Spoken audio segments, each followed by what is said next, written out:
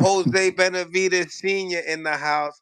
How's it feel, man? We here. The fight is done.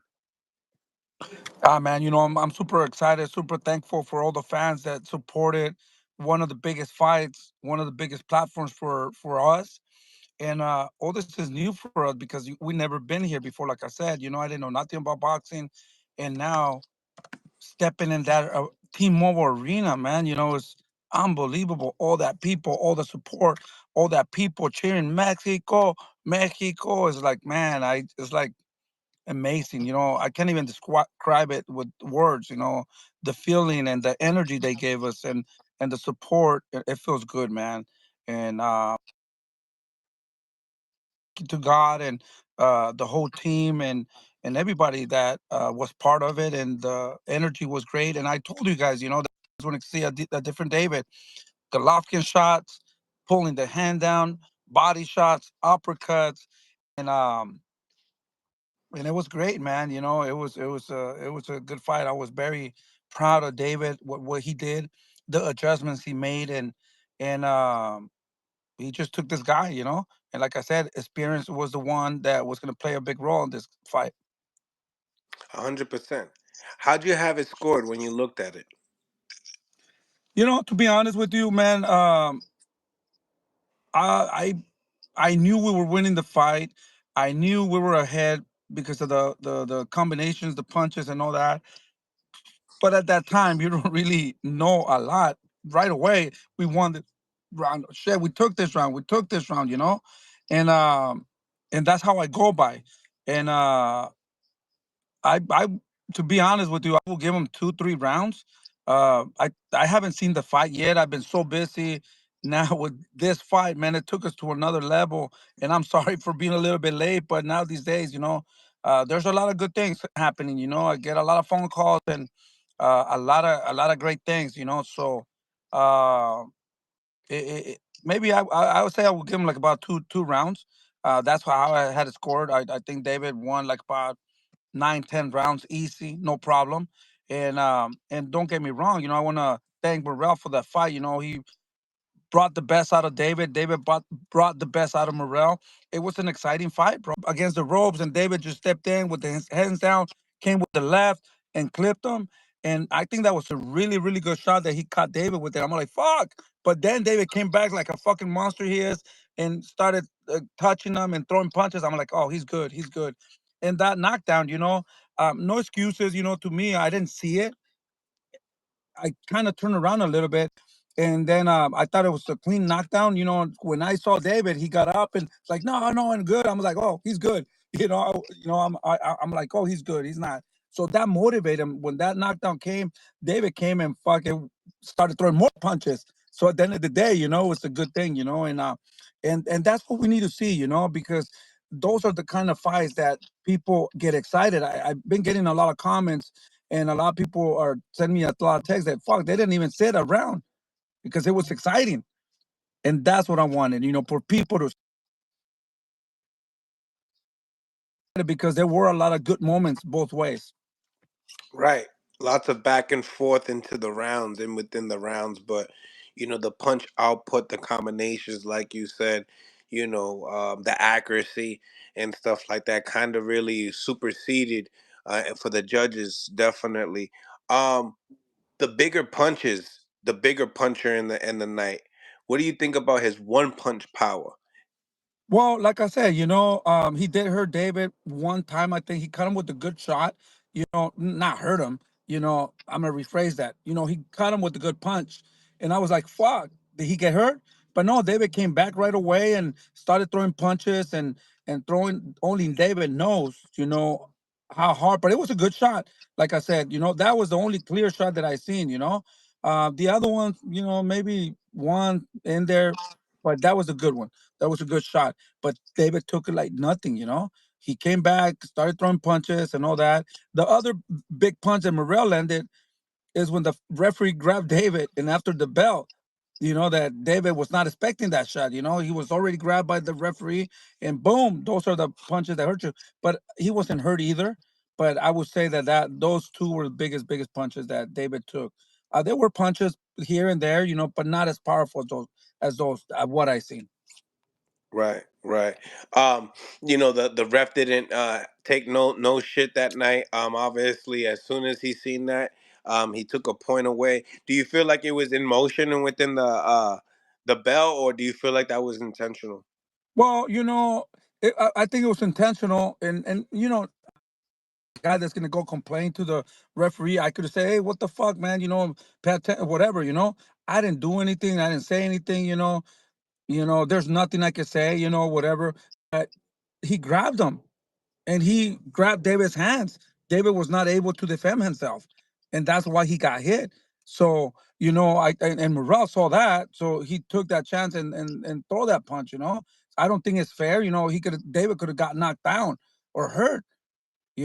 So I think that was a great decision that he made. That took away a point because he was already grabbed. And he didn't let David defend himself. Now you was telling me, listen, wait till fight night to see how big these guys really are, especially David. Looking at the fight, looked like David or Morrell looked like the bigger guy that night as far as his arms, his shoulders. What would you have to say when you looked at him? Yeah, for sure. Morrell looked ripped. Morrell looked with the six pack. Morrell looked fucking strong. But at the end of the day, David, muscles are not going to help you and all that. He might have looked bigger and stronger, but David gave him a beating. And David did throw a lot of punches. And like I said, at the end of the day, sometimes they weighted the same the day before, so it's fair and square, so everything's good, So if he looked bigger than him, I wasn't really paying attention a lot to that, but you guys, like I said, I haven't seen the fight yet, so I got to go back and see and how what's the difference or whatever. But to me, David looked. And like I said, last fight he came injured with two hands and a cut.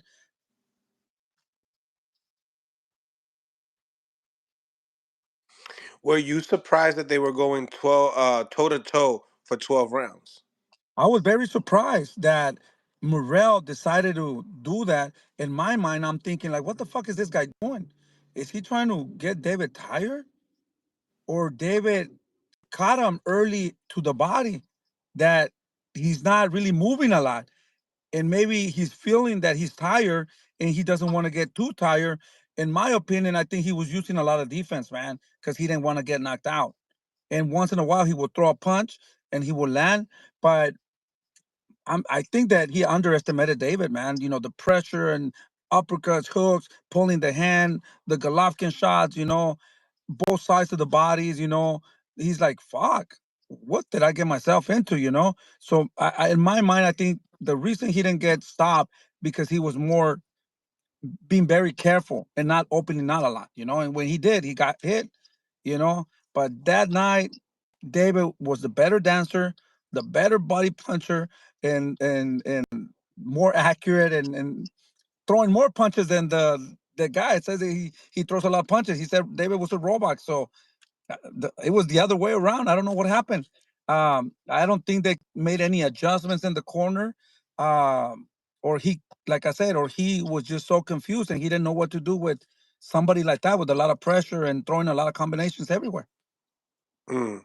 You felt like this was they fell right into your game plan at the end of the day. Right away they did. Like I said, David took his footwork right away. He took it out, and I think that he was not able to move like they were thinking that he will move. He was trying to move, but David would cut the distance, catch him, and make him fight. And I think David made him really fight. And yeah, I think, but I think that's what happened. David took his plan, a game plan. If they did have one, I don't know. At the end of the day, but I was confused too. Like, what the hell is this guy doing in front of David? That's good. Keep staying there. Don't move. And the little times that he wanted to move, it didn't work. Or try to stay down, David would catch him with that jab. When he tried to dance, David did it to him and danced better than him and still catch him. So he's like, I mean, maybe in his mind, it's like, man, everything that he's doing it better than me. So I think he was just so confused and he didn't even know what to do anymore. Mm. Daniel Navarrete, thank you for the $5. Benavidez was highly entertaining doing it for the fans. Money well spent. And How that's does all the things that I hear a lot, man. And I'm happy for that because this is what I told you. I guys wanted to give you guys. We want to give you the best fights. We want to give you exciting fights. And I knew that David was in another level. He was ready for this fight. And these kind of fights are the fights that motivate David a lot. And we have a David that he's only 20 years old and he's still learning and he's getting better and better and better. Speaking of better and better and better, we could definitely see that. Every fight we're starting to see more improvements. Um, with the Boo Boo Andres was like, wow, went right through. This time around, this man was bigger, had a lot more than all the other opponents really had to give, stronger, but in the same time, we get to see more of David because of that. Um, Tell me, you said it was easier than what you expected. Do you feel like this is gonna go on and on with Bevo, better beef? It's just gonna be just easy. Like, how, what are you guys doing in there that is getting like this? Like I said, the big part of this camp is, he connected with God, he connected with himself, he's connecting with the universe, the vibrations, the what's it called, the frequencies, and he's trying to get power from everywhere, man. From the pyramids. Now he's more into that, how to energize his body, like in the morning, when the sun goes out, kind of. There's times, when to pray. He prays a lot. He does so many things, man, that it's out of this world. And he visualizes a lot too. So everything, there's just so much things that he does, man, that are great. And once you know your body, and you visualize. And but the biggest is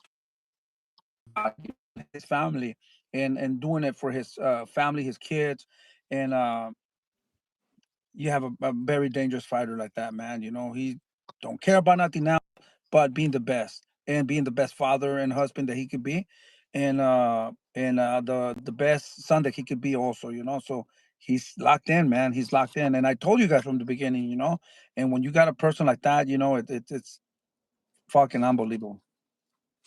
Lots of people are talking. They're like, they want to see.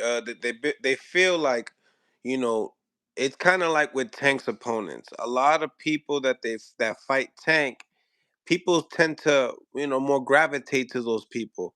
Now a lot of people are gravitating to Morrell. Hearing David Benavidez saying he believes he's one of the new faces of boxing. How does that sound, just to be considered one of the new faces of boxing? Well, I think he's the new face of boxing. He has proven himself little by little. He keeps proving uh, himself, and he really believes that. And nothing can stop him. Like I said, his mind, his string, everything's super strong right now. And I don't see why not. If he believes it, why wouldn't I believe? I'm right behind him. I believe 100% he's the face of boxing. Like I said, he visualizes a lot, and he's been showing me and showing the world. And I think until he wants that, I think he's going to be successful. Daniel Navarrete, thank you for the $5. Y'all get your plane tickets for Rehab yet? Undisputed next. Let's go. Yeah, you know what, man? After this win, so many things have happened to our lives. It's like a 360 thing. Wow. Um, we got invited to go to see the fight with B-Ball Better Beef, Better Beef. We're super excited about that. We haven't made a decision if we're going or not. Uh, we're thinking about it. I think it would be a great thing to do. But we're working on it. We're working on it, and as long as the promoters, work something out or whatever, it will be a great thing. To why not? Why not work with them, and why not be part of a whole thing like that, and we're excited, and a lot of good things are coming. So we just want to give the fans, man, what they want. We want to give fans good fights, exciting fights, and hopefully, like I said, make history one day. And all the rest, we leave it to the promoters, and it's looking good, man. It's looking good, and everything is gonna be okay. And you guys are gonna have great fights, man. And nothing's gonna stop us from giving you guys good, great fights.